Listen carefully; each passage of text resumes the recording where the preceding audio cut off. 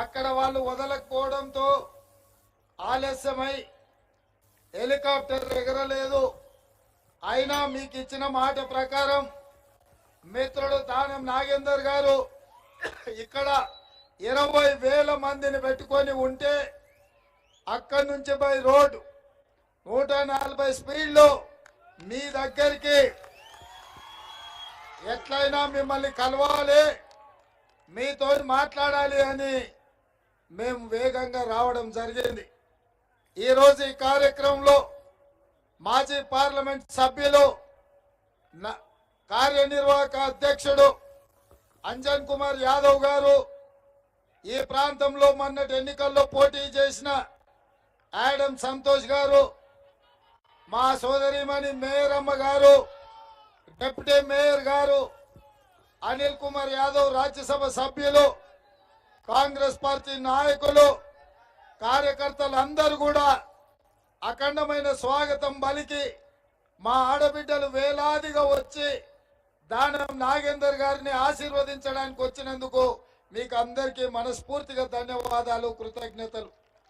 మీతో పాటు మా కమ్యూనిస్టు సోదరులు కూడా మనకు అండగా నిలబడి ఎట్టి పరిస్థితుల్లో ఈసారి బీజేపీని ఓడించాల్సిందే, కాంగ్రెస్ పార్టీని గెలిపించాల్సిందే అని చెప్పి వచ్చినందుకు వారికి కూడా స్వాగతం పలుకుతున్నా. మిత్రులారా, ఇవాళ మీరు ఆలోచన చేయండి. ఆనాడు 2004 నుంచి 2014 వరకు డాక్టర్ వైఎస్ రాజశేఖర రెడ్డి గారి నేతృత్వంలో దానం నాగేందర్ గారు రాష్ట్రంలో మంత్రిగా, అంజన్ కుమార్ యాదవ్ గారు ఎంపీగా ఈ జంట నగరాలలో చేసిన అభివృద్ధి ఈ రోజుకు మన కళ్ళ ముందల ఉన్నది.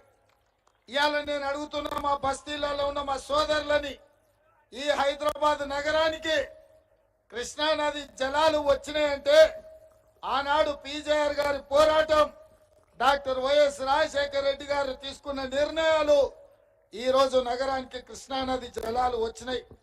కృష్ణా నది జలాలు సరిపోవడం లేదు అని జంట నగర వాసులు అడిగితే గోదావరి నుంచి కూడా జలాలను రప్పించి ఈ రోజు జంట నగరాల దాహార్తిని తీర్చింది అని అంటే అది కాంగ్రెస్ పార్టీ. కృష్ణా గోదావరి జలాలను తెచ్చి నగరంలో ఉన్న దాదాపుగా 1,50,00,000 మందికి తాగడానికి నీళ్లు ఇచ్చింది. ఇదే కాదు, ఇవాళ ఈ మెట్రో హైదరాబాద్ నగరంలో పేదలు ఎక్కడి నుంచి ఎక్కడికైనా వేగంగా వెళ్తున్నారు, ఈ ట్రాఫిక్ జామ్ల నుంచి తప్పించుకుంటున్నారంటే ఆ మెట్రో రైల్ని కాంగ్రెస్ పార్టీ తీసుకొచ్చింది. డాక్టర్ వైఎస్ రాజశేఖర రెడ్డి గారు, జైపాల్ రెడ్డి గారు కష్టపడి ఈ జంట నగరాలకు మెట్రో రైలు ఇవ్వడం జరిగింది.